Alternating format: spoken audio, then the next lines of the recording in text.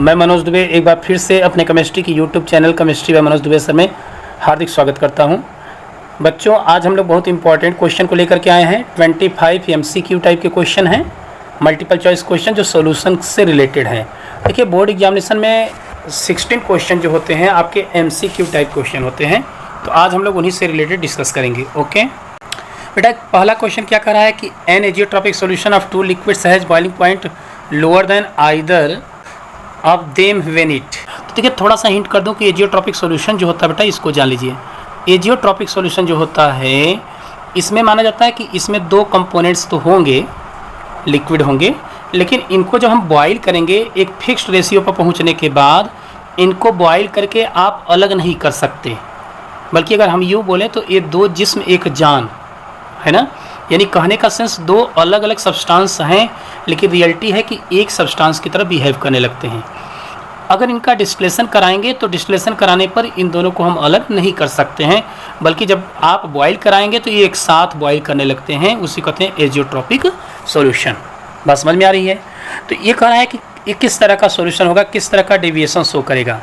तो एक देखिए, बड़ा इंपॉर्टेंट पॉइंट मैं बताना चाहता हूँ आपको कि बॉइलिंग पॉइंट जो होता है बेटा, BP जो होती है वह वेपर प्रेशर के इन्वर्सली प्रोपोर्शनल होती है। बड़ा इंपॉर्टेंट पॉइंट है, इसको नोट कर लीजिएगा, ठीक है ना। बॉइलिंग पॉइंट जो होती है वेपर प्रेशर के इन्वर्सली प्रोपोर्शनल होती है। हालांकि राउल्ट्स लॉ बॉइलिंग पॉइंट से रिलेट नहीं करता है, वो किससे रिलेट करता है? वेपर प्रेशर से। तो देखिए, जो राउल्ट्स लॉ के अकॉर्डिंग जो एक्सपेक्टेड है ना, जो निर्धारित वैल्यू होती है, अगर उससे ज़्यादा वेपर प्रेशर सॉल्यूशन शो कर रहा है तो उसको हम कहते हैं positive deviation from Raoult's law solution कहलाएगा। अगर राउल्ट्स लॉ के द्वारा जो निर्धारित वेपर प्रेशर उससे कम शो करेगा तो उसको कहेंगे negative deviation from Raoult's law. बस समझ में आ रही है? तो ध्यान देना बेटा। अब हम ये कह रहा है कि बॉइलिंग पॉइंट क्या है बेटा? बॉइलिंग पॉइंट जो है it is lower than them, यानी बॉइलिंग पॉइंट जब कम है तो वेपर प्रेशर क्या हो जाएगा? हाई हो जाएगा। और वेपर प्रेशर हाई होगा तो वो क्या शो करेगा बेटा? Positive deviation from Raoult's law. बस समझ में आ रही है? ये बड़ा इंपॉर्टेंट पॉइंट है बेटा, इसको एकदम नोट कर लीजिए क्योंकि कई जगह आवश्यकता इसकी पड़ती है। तो जो बी ऑप्शन है that is correct option. Okay, चलिए अब दूसरा क्वेश्चन हम लोग देखते हैं। सेकेंड क्वेश्चन कर रहा है विच of the following solution will have the highest conductivity eight 298 kelvin. देखिए बेटा, ये आपको इलेक्ट्रोकेमिस्ट्री मिलेगा और फिजिक्स में भी आप नेम सुने होंगे, कंडक्टिविटी, ठीक ना। तो देखिए, कंडक्टिविटी के लिए एक कंडीशन होना चाहिए कि यह जो है कंसंट्रेशन अधिक होना चाहिए, और दूसरा क्या होना चाहिए बेटा, जो स्ट्रांग इलेक्ट्रोलाइट्स होगा वो ज़्यादा शो करेगा। तो बड़े ध्यान से देखिएगा, पहले में क्या है 0.01 मोलर HCl, सेकेंड वाले में क्या दिया बेटा 0.1 मोलर HCl।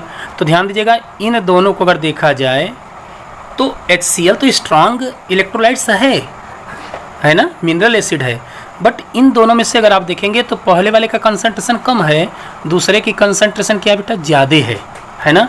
तो निश्चित तौर पर इन दोनों में से बी वाला तो ज़्यादा शो कर रहा है। अब सी और डी में चलेंगे तो क्या दिया बेटा, एसिटिक एसिड। तो एसिटिक एसिड तो हो ही नहीं सकता क्योंकि कैसा है, वीक इलेक्ट्रोलाइट्स है। जितने ऑर्गेनिक बेटा एसिड वगैरह होते हैं दैट इज़ वीक एसिड, तो ये तो हो ही नहीं सकते। अब HCl की बारी आती है, लेकिन HCl में बेटा पहले का कंसंट्रेशन क्या है, पहले का कंसंट्रेशन कम है, दूसरे का ज़्यादा है। तो मैंने क्या बताया था, कंडक्टिविटी के लिए दो कंडीशन बेटा, कंसंट्रेशन ज़्यादा होनी चाहिए और स्ट्रांग इलेक्ट्रोलाइट्स होना चाहिए। तो बोलो कौन सा ऑप्शन? यस, कौन सा option? Option number B is correct, B is correct. Okay, any problem? चलिए बेटा, इसी तरीके से क्वेश्चन नंबर 3 की तरफ हम लोग चलते हैं। थर्ड में कहा गया कि which of the following an example of a solid solution. देखो, सॉलिड सॉल्यूशन किसको कहते हैं बेटा, जिसमें सॉल्यूट भी सॉलिड हो, solute and solvent both are solid. क्या होनी चाहिए? दोनों सॉलिड होनी चाहिए। अब सी वाटर, तो ऑलरेडी इसमें लिक्विड है बेटा, वाटर है ना, मैं मानता हूँ साल्ट तो सॉलिड है बट वाटर इज सॉल्वेंट, कैसा हो गया बेटा, लिक्विड हो गया, तो ये तो नहीं हो सकता। शुगर सॉल्यूशन, शुगर का वाटर में बनाएंगे तो मान लीजिए शुगर तो सॉलिड है बट वाटर इज लिक्विड, तो सॉलिड सॉल्यूशन तो नहीं हो सकता। स्मोक बेटा एक गैस से मिलकर के और कुछ सॉलिड से मिलकर के बने होते, ये भी नहीं हो सकता। 22 कैरेट गोल्ड, अब देखिए ध्यान दीजिएगा, गोल्ड, अब गोल्ड अगर है बेटा तो गोल्ड कितना प्योर होता है, 24 कैरेट इज प्योर गोल्ड। अब 24 कैरेट के बजाय बेटा 22 कैरेट लिया है, इसका मतलब कि इसमें कुछ और भी मेटल को मिक्स किया है, एलॉयज बनाया है, ठीक है ना। तो इसका मतलब कि इसमें 22 कैरेट गोल्ड है और 2 कैरेट क्या है, इम्प्योरिटीज़ है कुछ किसी और मेटल की। तो गोल्ड क्या होता है, सॉलिड, इम्प्योरिटी जो अदर मेटल मिलाए वो भी सॉलिड है। तो कौन सा ऑप्शन सही होगा, कौन सा ऑप्शन सही होगा बेटा, D option is correct. Third का क्या हो जाएगा, डी ऑप्शन इज करेक्ट। बात समझ में आ रही है। नाउ 4 की यहाँ पर दिया 50 ml aqua solution of glucose contains इतना molecules, the concentration of the solution will be. बेटा कंसंट्रेशन बोले तो मोलरिटी के फॉर्म में हमें पता करना है, ठीक है ना। आंसर आपका मोलरिटी के फॉर्म में दिया है। तो मोलरिटी के लिए फार्मूला आप पढ़े होंगे, मोलरिटी जो होता है that is equals to number of moles of the solute upon volume of solution in litre. Confusion. अच्छा यहाँ मोल्स तो नहीं दिया लेकिन मॉलिक्यूल्स दिया बेटा। तो आपको ये पता होगा कि एक मोल जो होता है, एक मोल में कितने मॉलिक्यूल्स होते हैं, Na के बराबर है ना, एक मोल में इतने, यानी 6.02 इंटू 10⁻23 के बराबर होता है बेटा। तो अगर इतने मॉलिक्यूल्स में पूछा जाए मोल्स तो क्या हो जाएगा। तो बेटा यहाँ सिंपल सी बात है, पता करेंगे Nb की वैल्यू तो हो जाएगी 6.02 इंटू 10⁻22 अपॉन Na की वैल्यू कितनी होती है, 6.02 इंटू 10⁻23। कन्फ्यूजन। तो बेटा अब इसको डिवाइड कर दो तो कितना मोल आ जा रहा है बेटा, कितना मोल आ जाएगा, तो आ जाएगा 1/10 यानी 0.1 मोल आ जाएगा आपका, सॉल्यूट के मोल्स हो जाएंगे बेटा। बात समझ में आ रही है। अब देखिए मोलरिटी हमें पता करना है, तो मोलरिटी पता करने के लिए क्या करेंगे, चलिए चेंज कर दूँ कलर। मोलरिटी कैसे पता करें बेटा, तो Nb कितना बेटा 0.1 और वॉल्यूम ऑफ सॉल्यूशन किस में दिया है 50 ml। बेटा इसको लीटर में करोगे तो क्या हो जाएगा, 1000 ऊपर चला जाएगा, 1000 ऊपर चला जाएगा तो आ जाएगा 0.1 से मल्टीप्लाई करोगे तो 100/50 यानी बेटा आ जाएगा 2 मोलर।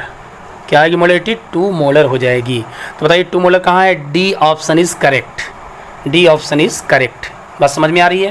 देखिए ये मत सोचिए यहाँ पर MCQ क्वेश्चन दिया है, ये 2 नंबर का अपन न्यूमेरिकल्स भी हो सकता है, इसलिए एक एक पॉइंट को मैं ब्रीफली स्टडी करता चलूँगा। लेकिन मैं आपसे रिक्वेस्ट करूँगा कि बेटा लाइक सब्सक्राइब करना मत भूलिए और प्यारा प्यारा कमेंट कर दिया कीजिए, ठीक है ना। ओके तो चलिए नेक्स्ट क्वेश्चन हम लोग चलते बेटा क्वेश्चन नंबर 5 में। क्वेश्चन नंबर 5 में कह रहा है कि solubility of gas in liquid decreases with rise in temperature because this solution is an.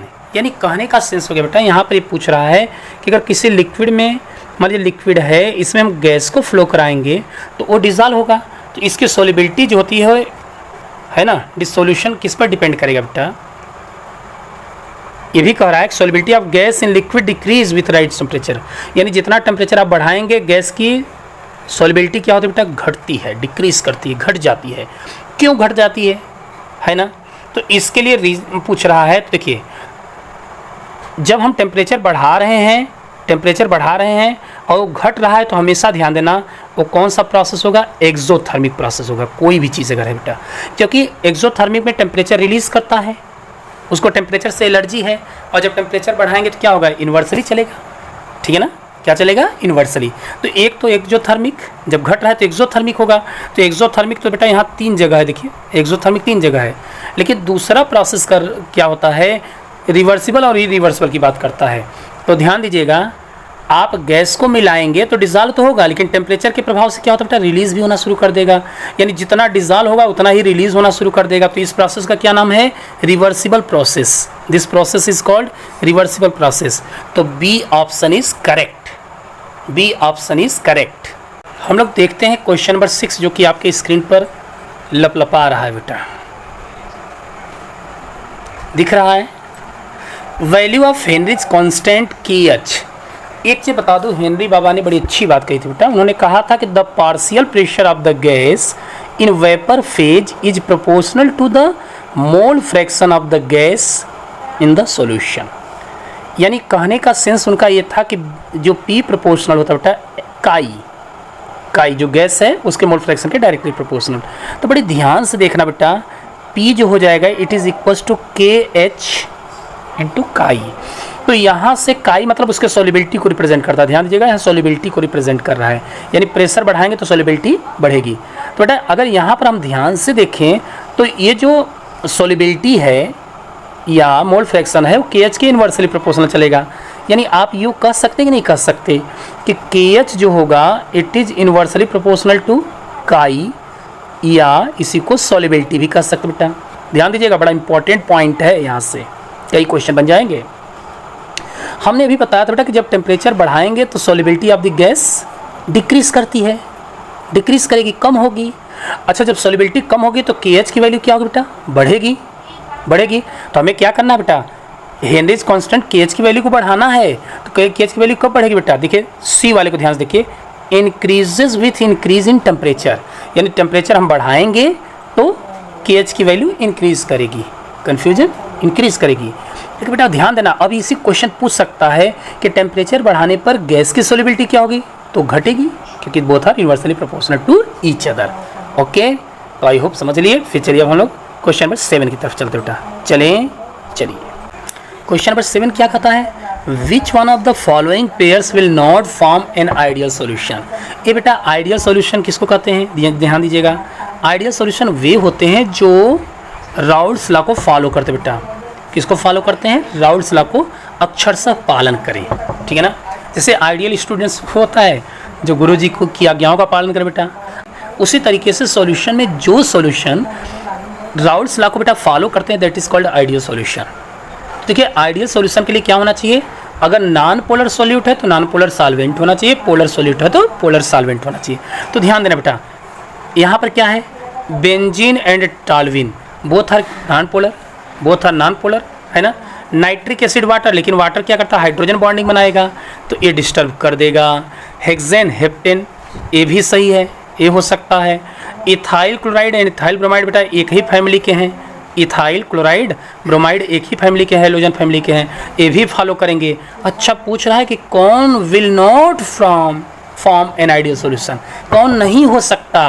तो बेटा बेंजीन टॉल्यूइन एक ही फैमिली के, हेक्सेन हेप्टेन एक ही फैमिली के, इथाइल क्लोराइड इथाइल ब्रोमाइड बेटा एक ही फैमिली के हैं, तो ये तो फॉलो करेंगे, ये तो फॉलो करेंगे। लेकिन ध्यान देना, नाइट्रिक एसिड है ना और वाटर, तो बेटा वाटर क्या होता है? वीक इलेक्ट्रोलाइट्स है, नाइट्रिक एसिड स्ट्रॉन्ग इलेक्ट्रोलाइट्स है। वाटर की अगर हम बात करें तो ये हाइड्रोजन बॉन्ड बनाता है, नाइट्रिक एसिड बेटा पार्शियली हाइड्रोजन बॉन्ड बनाएगा। तो देखिए कितने कैरेक्टरिस्टिक में परिवर्तन हो गया। सो कौन आपका नॉन आइडियल सॉल्यूशन है? सॉरी, आइडियल सॉल्यूशन कौन नहीं है? अच्छा, नहीं है मतलब नॉन आइडियल सॉल्यूशन कौन है? तो ये बी वाला नॉन आइडियल सॉल्यूशन है, मार दो टिक। तो एक एक पॉइंट को मैं इसलिए लेकर के चल रहा बेटा ताकि बोर्ड में कोई भी क्वेश्चन पूछे तो आपको प्रॉब्लम न हो। तो देखिए क्वेश्चन नंबर 8 क्या करा है? Low concentration of oxygen in the blood and tissues of people living at high altitude is due to. यानी कहने का सेंस हो गया बेटा कि जब हम माउंटेन पर चढ़ेंगे, पहाड़ पर चढ़ेंगे, जिसके कहने का सेंस हो गया तो ऑक्सीजन का कंसंट्रेशन क्या होता है? ब्लड में कम हो जाता है ना। क्यों ऐसा होता है? क्यों ऐसा होता है? तो ध्यान देना बेटा, जैसे जैसे आप ऊपर की तरफ चलेंगे ना तो ऊपर जाने पर एटमॉस्फेरिक प्रेशर क्या होता है? घटता है। और जैसे जैसे नीचे चलेंगे प्रेशर क्या होता है बेटा? बढ़ता है। प्रेशर बढ़ेगा नीचे जाने पर, प्रेशर क्या करेगा? यानी नीचे जाओगे तो प्रेशर क्या होगा बेटा? इंक्रीज करेगा। लेकिन ऊपर की तरफ चलेंगे तो प्रेशर क्या होता है बेटा? डिक्रीज करता है। यानी ठीक उल्टा, ऊपर जाओ तो प्रेशर कम, नीचे आओ तो प्रेशर हाई।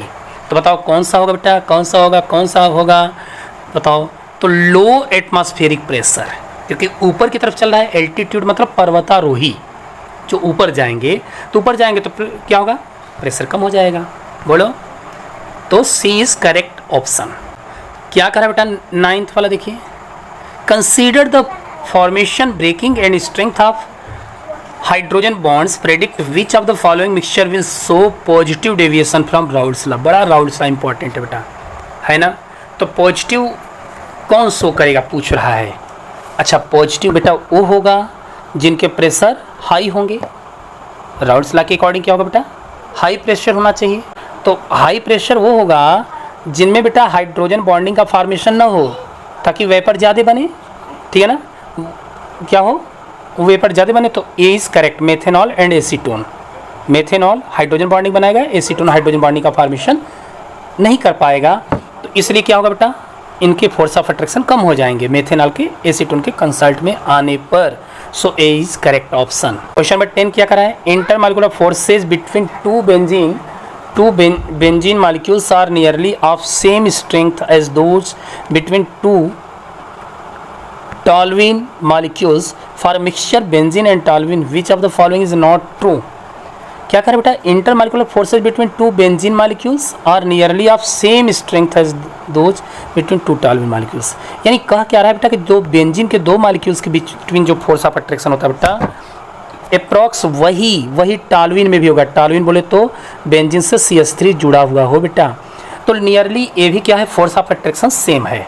तो for a mixture of benzene and toluene अगर दोनों को मिला दिया जाए, है ना, of the following is not true. ये बेटा अभी मैंने बताया ना कि ये भी नॉन पोलर सेम फैमिली के लगभग हैं, तो इनको क्या कहा था, these are ideal solution, these are ideal solution. और आइडियल सॉल्यूशन होते हैं, देखिए उसके लिए कंडीशन है, आप मिक्स करेंगे तो जो मिक्सचर वॉल्यूम होगा वो क्या होता है बेटा, जीरो बना रहता है। उनकी एंथैल्पी चेंजिंग हीट में परिवर्तन जीरो बना रहता है। उनके प्रेशर जो होते हैं बेटा, जितना प्रेशर पहले था उतना ही प्रेशर रह जाएगा। और इनकी अगर हम एजियोट्रॉप्स की बात करें तो ना बॉइलिंग पॉइंट बढ़ाएंगे ना घटाएंगे, ठीक है ना। तो चलो बेटा क्या करा है, डेल्टा मिक्स एच यानी एंथैल्पी जीरो, ये तो सही है बेटा, ये आइडियल को फॉलो करता है। Delta mix we zero, volume में भी चेंजिंग नहीं होती, ये भी करेक्ट है ना। This will form minimum boiling azeotropes. ये बेटा मिनिमम या मैक्सिमम बॉइलिंग एजियोट्रॉप्स जानते हो कौन शो करता है, जो नॉन आइडियल सॉल्यूशन होता है बेटा, आइडियल नहीं फॉलो करता, ठीक है ना। तो सी वाला गड़बड़ है, कुछ डाउट लग रहा है। चलो डी को भी देख लो, this will form an ideal solution. Ideal solution तो बना ही रहा है, तो कौन सा बेटा, कौन सा इसमें ट्रू नहीं है, नॉट ट्रू। ध्यान देना, एग्जाम में नॉट छोड़े तो ट्रू कह दो बेटा, गड़बड़ा जाओगे। तो कौन सा ऑप्शन है बेटा, सी, ये फॉलो नहीं कर रहा है, ये फॉलो नहीं कर रहा है। क्यों, क्योंकि this will form minimum boiling azeotropes. Minimum boiling azeotropes चाहे करे चाहे मैक्सिमम बॉइलिंग एजियोट्रॉप्स, वो नॉन आइडियल होते बेटा, आइडियल नहीं होता है, ठीक है ना। अगर इनको आइडियल कह देंगे तो महापाप पड़ेगा, है ना। चलो अब बेटा हम लोग चलते हैं क्वेश्चन नंबर, तो सी 10 का C is correct. Now question number 11 भी आ गया। क्या करा है, an unripe mango placed in concentrated salt solution to prepare pickle, है ना, श्रीवेल्स बिकॉज।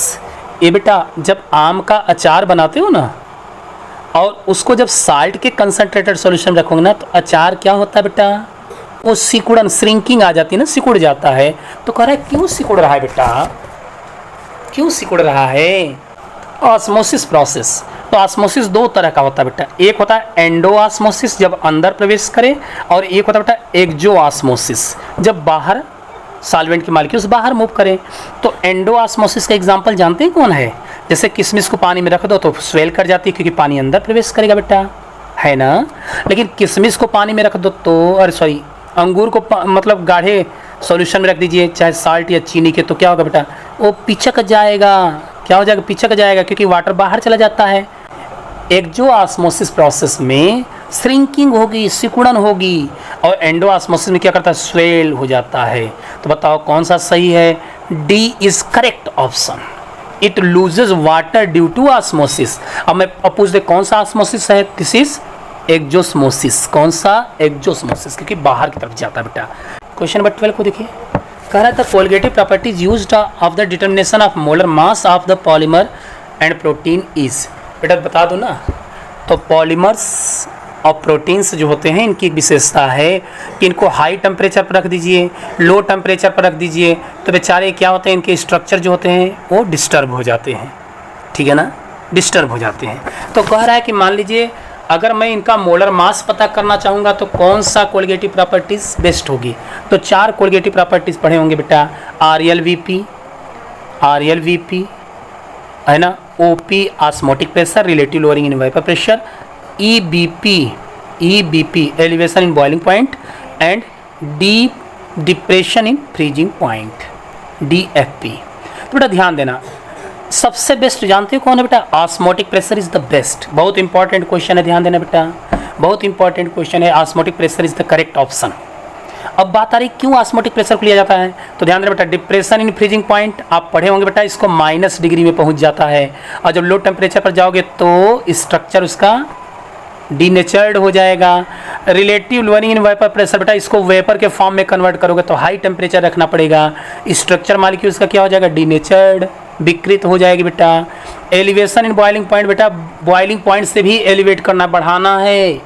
अब वाटर का बॉइलिंग पॉइंट 100 से भी ऊपर चल रहे हो तो क्या होगा, हाई टेम्परेचर पर भी क्या होगा, डीनेचर्ड हो जाएगा। लेकिन ऑस्मोटिक प्रेशर बेटा जो होता है ना, इसको रूम टेम्परेचर पर यूजुअली हम लोग फाइंड आउट करते हैं, तो रूम टेम्परेचर पर बायोमॉलिक्यूल्स पर कोई प्रभाव नहीं पड़ता है। अच्छा, दूसरी बात, इनमें मोलर मास बहुत कम आते हैं और इसका मोलर मास जबरदस्त आता है, और जितने बायोमॉलिक्यूल्स हैं उनके मोलर मास क्या होते हैं, हैवी होते हैं बेटा, है ना। ये रीजन नोट कर लेना, कभी कभी पूछ देगा कि क्यों इसको हम इलेक्ट करते हैं ऑस्मोटिक प्रेशर को, तो रीजनों देना पड़ेगा। आया समझ में? चलो बेटा, तो A is correct option. Confusion? Look question number 13, which of the following is aqua solution will have highest boiling point. वाह, बहुत बढ़िया। ये बेटा कोई भी कोलिगेटिव प्रॉपर्टीज कहा जाए तो ध्यान देना, ये डिपेंड किस पर करता है, कोई भी कोलिगेटिव प्रॉपर्टीज जो होती है that is depend of the number of particles और moles of the solute, particles of the, बोलो, सोल्यूट। जितनी ज़्यादा सोल्यूट के पार्टिकल्स होंगे बेटा उतना ज़्यादा कोलिगेटिव प्रॉपर्टीज होगा। अच्छा, बॉइलिंग पॉइंट कहीं कहीं हाईएस्ट बॉइलिंग पॉइंट की कह रहा है बेटा, तो कहीं कहीं कोलिगेटिव प्रॉपर्टी से ही रिलेटेड है। तो देखो इसमें कितने ज़्यादा मॉलिक्यूल्स कौन दे रहा है। अब 1 पॉइंट KCl दुइया ने देगा बेटा, एक पोटेशियम आयन देगा, एक क्लोराइड आयन देगा, तो इसके पास कितने मोल हैं, सिर्फ 2 मोल हैं बेटा। K2SO4 के पास चलो तो इसके पास कितना आ रहा है, 2 पोटेशियम आयन देगा प्लस एक सल्फेट आयन देगा बेटा, तो कितना हो गया, 3 मोल इसके हो गए, 3 मोल हो गए, इसके 2 मोल हो गए। अब KCl फिर 2 मोल आ गया, यहाँ फिर 3 मोल आ गया। अब देखो घुमा दिया, ध्यान देना, तो अब कंसंट्रेशन जिसका ज़्यादा होगा बेटा तो वही तो शो करेगा कंसंट्रेशन। देखो अब आपको ये लगेगा बेटा, देखो इसको रेस कर रहा हूँ, देखो आप बता दो KCl 2 दे दिया। अब इन दोनों में कंपैरिजन किया जाए तो 1 मोलर और 2 मोलर में किसकी ज़्यादा होगी, 2 मोलर की बेटा। भाई मोलरिटी बढ़ रही है तो नंबर ऑफ मोल्स भी तो बढ़ेंगे। नंबर ऑफ मोल्स क्या होते हैं बेटा, it is directly proportional to molarity. तो इन दोनों में A और C में कौन ज़्यादा होगा, C वाला होगा। लेकिन C वाले में बेटा कितने आयन बन रहे हैं, सिर्फ 2 आयन।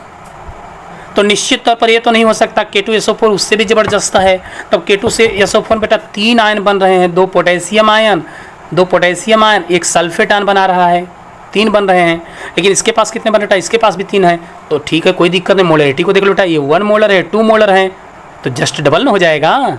बोलो तो कौन सा ऑप्शन बेटा है करेक्ट, 13 का D इज करेक्ट। लॉक किया जाए, लॉक किया जाए, यस गुड, 13 का D इज करेक्ट ऑप्शन। देखो मैं एक्सप्लेन कर रहा हूँ बेटा, ध्यान देना, एक एक पॉइंट। ये 1 नंबर के क्वेश्चन भी बन सकते हैं, रीजन भी पूछ सकता है, कई क्वेश्चन बनेंगे। हमने MCQ कहा तो बहाना लिया बेटा, लेकिन मुझे क्या करना है, और भी प्रिपरेशन कराना है।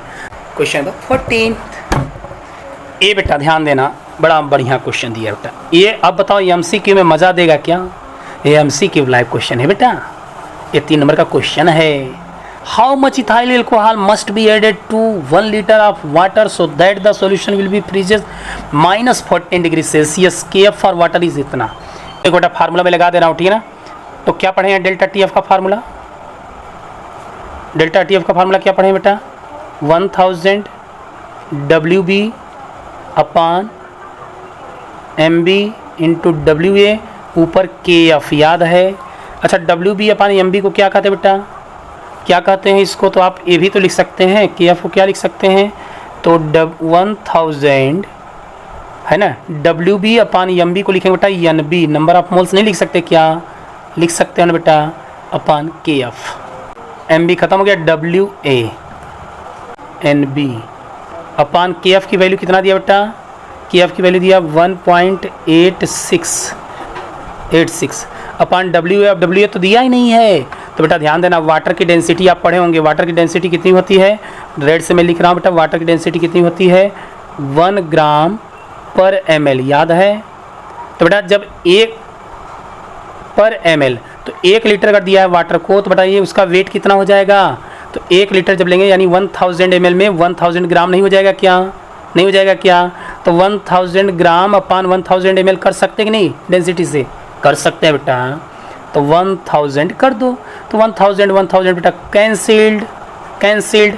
अच्छा देखो ध्यान देना, डेल्टा टी एफ की वैल्यू कितना दिया बेटा, 14 दिया है ना, 14 दिया हुआ है ना डेल्टा टी एफ की।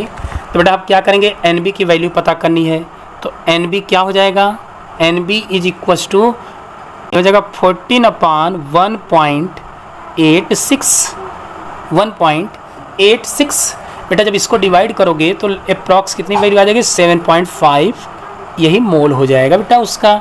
तो correct A is correct option. ये 3 नंबर का क्वेश्चन है बेटा, ध्यान देना बोर्ड में 14th का ए इज करेक्ट ऑप्शन। चलो आगे हम लोग बढ़ते बेटा। हाँ तो बेटा देखिए क्वेश्चन नंबर 15 भी आपके स्क्रीन पर आ चुका है। Value of 1/2 factors KCl, NaCl and K2SO4 respectively are.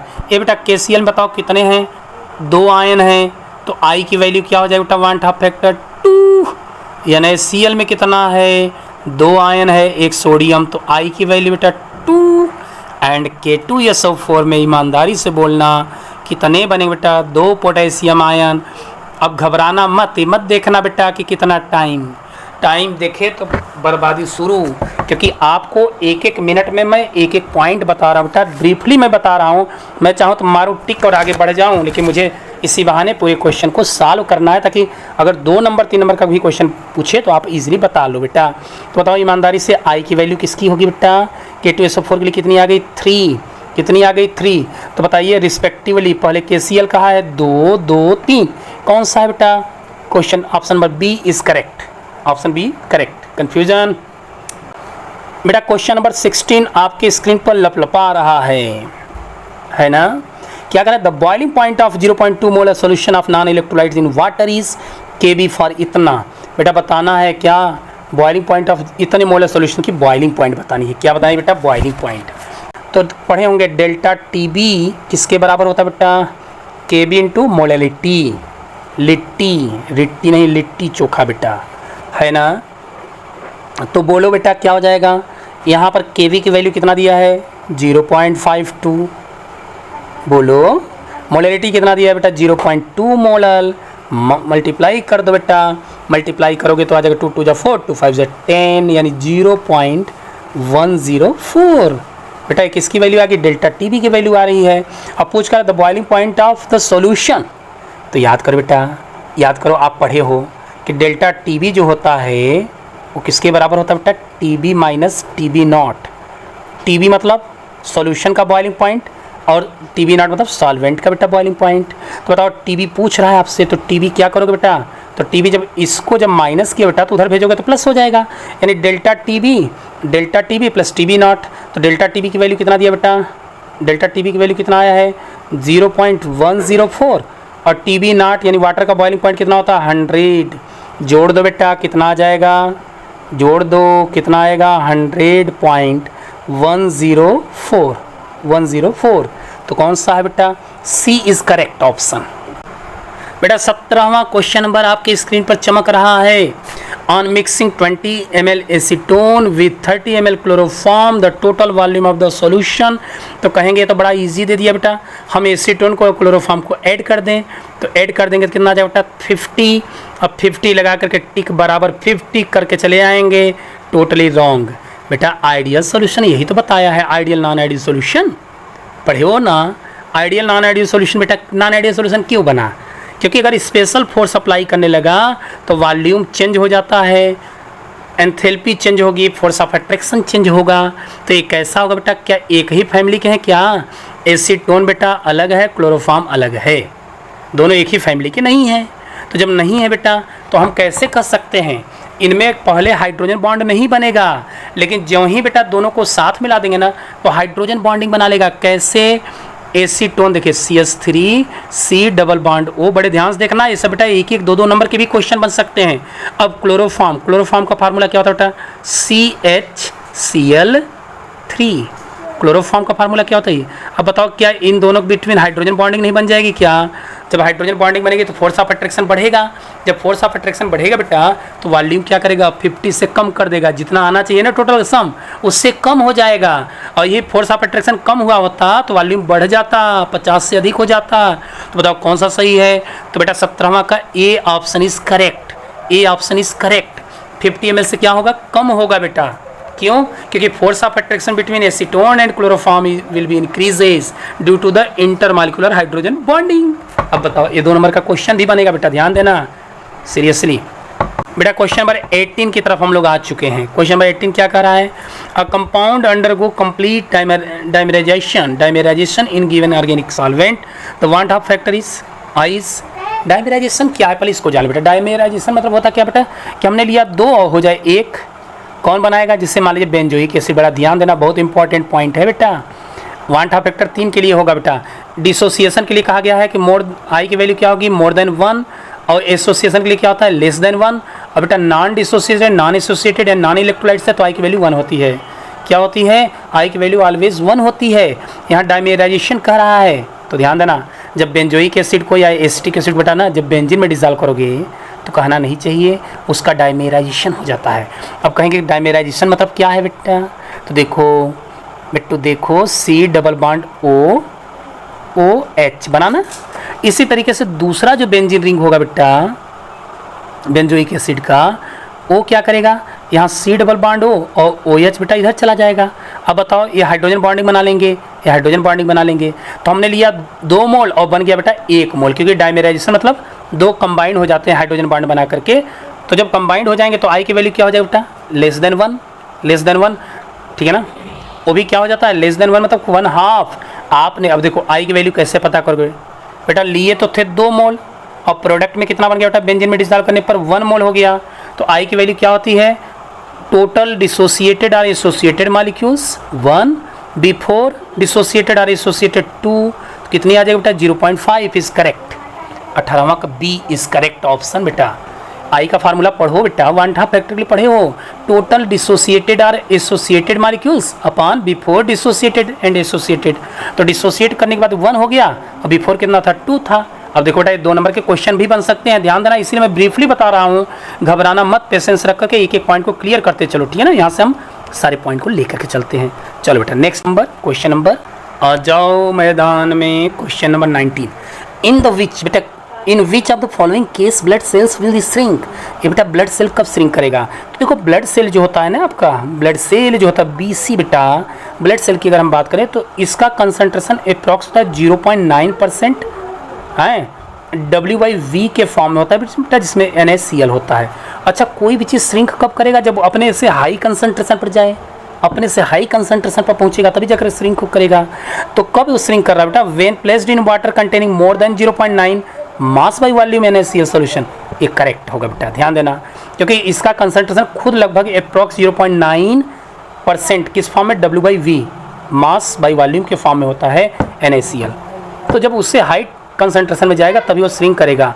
Low concentration में जाएगा बेटा तो क्या करेगा? स्वेल करेगा। ध्यान देना, लो कंसंट्रेशन 0.9, एक क्वेश्चन यहाँ से बन सकता है। अगर लो कंसंट्रेशन पर जाएगा तो क्या होगा? जैसे इसकी अगर बात किया होता बेटा तो क्या होता? वो स्वेल कर जाता।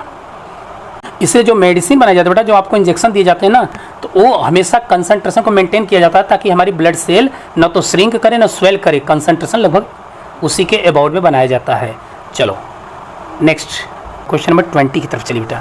1 mole of liquid A and 2 mole of liquid B make a solution having a total vapour pressure. बेटा सॉल्यूशन का वेपर प्रेशर कितना? 42 टोर है। The vapour pressure of pure A and pure B और इतना 45 एंड 30 टोर रिस्पेक्टिवली है बेटा। The above solution is कैसा solution होगा पूछ रहा है, ठीक है ना। तो देखिए ध्यान दीजिएगा, अगर बेटा हम इसकी बात करें ना तो 2 मोल ले लिया है, किसको? B को 2 मोल लिया है, ठीक है। प्रेशर थोड़ा सा कम है लेकिन मोल 2 ले लिया बेटा। तो आप याद करिए P टोटल किसके बराबर होता है? P नॉट A इंटू काई A plus P not B into काई B। बात समझ में आ रही है बेटा? इसके अकॉर्डिंग टू राउल्स लॉ। तो बेटा जब इसको हम देखेंगे तो कुल मिलाकर के ये जो प्रेशर होगा सॉल्यूशन की कंपैरिजन देन प्योर की कंपैरिजन देन सॉल्यूशन का कम हो गया है। और जब प्रेशर कम हो गया तो कौन सा डेविएशन शो करेगा? Negative deviation from Raoult's law show करेगा। तो 20 का C इज करेक्ट ऑप्शन। देखो राउल्स लॉ बहुत इंपॉर्टेंट है बेटा, बड़े ध्यान से पढ़ लेना एक बार। अब चलो क्वेश्चन नंबर 21 करें बेटा। The sum of mole fraction of the solute and solvent is. तो ध्यान देना बेटा, सोल्यूट और सॉल्वेंट का जो मोल फ्रैक्शन का सम होता है दैट इज 1। अच्छा, इससे एक फ़ायदा भी है, एक का मोल फ्रैक्शन पता करो, 1 माइनस कर तो दूसरे का पता हो जाएगा। अब लोगों के मन में आएगी क्यों ऐसा होता है बेटा, तो बताइए काई की फार्मूला क्या हो जाएगी, मोल फ्रैक्शन ऑफ ए के लिए फार्मूला होगा Na अपान Na प्लस Nb होगा। अब काई बी के लिए क्या बेटा, Nb upon Na plus Nb। बेटा जब आपको पता है डिनोमिनेटर सेम है तो न्यूमरेटर डायरेक्ट ऐड और सब्ट्रैक्ट हो जाएंगे, तो यहाँ पर ऐड करना है तो ऐड कर दो Na plus Nb upon Na plus Nb।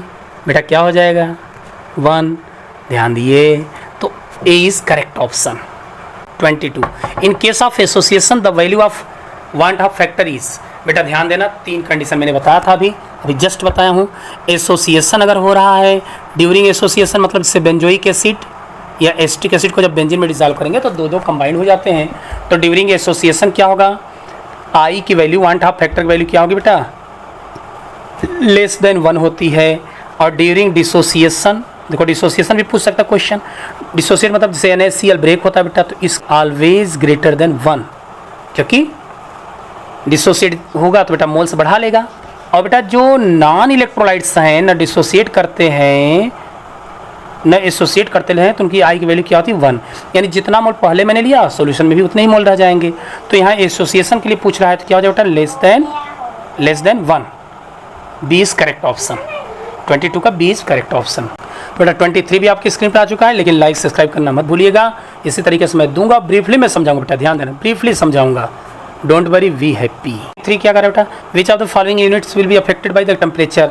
ध्यान देना, टेम्परेचर से कौन अफेक्टेड होगा, जिसमें volume term, volume is directly proportional to the temperature, ये ध्यान देना। तो जहाँ भी वॉल्यूम टर्म आ जाए तो कह देना टेम्परेचर से अफेक्टेड होगा। मोल फ्रैक्शन में नहीं होता, मोलैलिटी में नहीं होता है, वॉल्यूम मास परसेंटेज में नहीं होता है, मोलैलिटी में होता है, मोलैलिटी में होता है, तो molality is the affected by the temperature. देखो यहाँ पर कुछ और क्वेश्चन पूछ सकता है बेटा, ध्यान देना, यहाँ पर कुछ और question, molality is the correct option, लेकिन यहाँ पे देखिए क्वेश्चन एक बन सकता है V प्रोपोर्शनल टू T, और मोलैलिटी क्या होती है बेटा, वॉल्यूम के इन्वर्सली प्रोपोर्शनल होती है। तो ध्यान देना, टेम्परेचर बढ़ाओगे तो वॉल्यूम बढ़ेगा, वॉल्यूम बढ़ेगा तो मोलैलिटी घट जाएगी। ये भी क्वेश्चन बन सकता है, इसको नोट कर लेना बेटा। चलो क्वेश्चन नंबर 24 आ चुका है, स्क्रीन पर आ चुका है। क्या कह रहा है बेटा, KH value for argon, carbon dioxide, formaldehyde and methane, ये चारों गैस है बेटा जिनके दिए गए हैं फला फला फला फला फला। Arrange this gas in order of their increasing solubility. बेटा बड़े ध्यान से देखना, अभी मैंने बताया था हेनरीज लॉ में सॉल्युबिलिटी जो होती है that is inversely proportional to KH। बड़े ध्यान से देखना बेटा, ये ध्यान देना, सॉल्युबिलिटी क्या होती है, KH के इनवर्सली प्रोपोर्शनल चलती है। तो जिसके KH की वैल्यू बेटा, जिसके KH की वैल्यू कम होगी उसकी सॉल्युबिलिटी ज़्यादा होगी, ठीक है ना, और जिसकी बेटा KH वैल्यू ज़्यादा होगी उसकी सॉल्युबिलिटी कम होगी। तो अब देख लो, यहाँ आर्गन का सबसे अधिक दिया है, ठीक है, देखिए आर्गन का क्या दिया बेटा, आर्गन की सबसे कम होगी, तो आर्गन में 2 ऑप्शन में है, लेकिन आगे बढ़ो बेटा, फिर CO2 की वैल्यू ज़्यादा है आर्गन के बाद, तो CO2 यानी कौन सा ऑप्शन सही होगा, C is correct option, C is correct option. ये फार्मूला याद कर लो बेटा, कौन सा ऑप्शन सही होगा, सी इज करेक्ट ऑप्शन। चलो नेक्स्ट क्वेश्चन, लास्ट क्वेश्चन बेटा, isotonic solution must have the same. बेटा उनके अगर पूछ रहा है कि आइसोटोनिक सॉल्यूशन जो होते हैं उनके क्या सेम हो सकते हैं, तो ध्यान देना, आइसोटोनिक सॉल्यूशन वो होते हैं बेटा जिनके ऑस्मोटिक प्रेशर सेम हो। 2 या 2 से अधिक ऐसे सॉल्यूशन ले लीजिए जिनकी ऑस्मोटिक प्रेशर सेम हो बेटा, that is called isotonic solution, ठीक है ना। तो ध्यान देना, इनके लिए अगर देखा जाए तो इनके बॉइलिंग पॉइंट क्या होते हैं बेटा, elevation boiling point is same बने रहेंगे, क्योंकि कोलिगेटिव प्रॉपर्टीज़ क्या होगी, अगर आइसोटोनिक सॉल्यूशन है तो कहीं ना कहीं कोलिगेटिव प्रॉपर्टीज़ भी सेम शो करेंगे। तो ध्यान देना, यहाँ पर colligative properties, elevation and boiling point same हो जाएगा। तो my dear students, I hope आप समझ लिए है ना। वीडियो अगर अच्छा लगा बेटा तो इसको लाइक, सब्सक्राइब एंड शेयर करना मत भूलिएगा, एक प्यारा सा कमेंट भी करिएगा। फिर हम लोग मिलेंगे एक नए वीडियो के साथ, तब तक के लिए जय हिंद, जय भारत।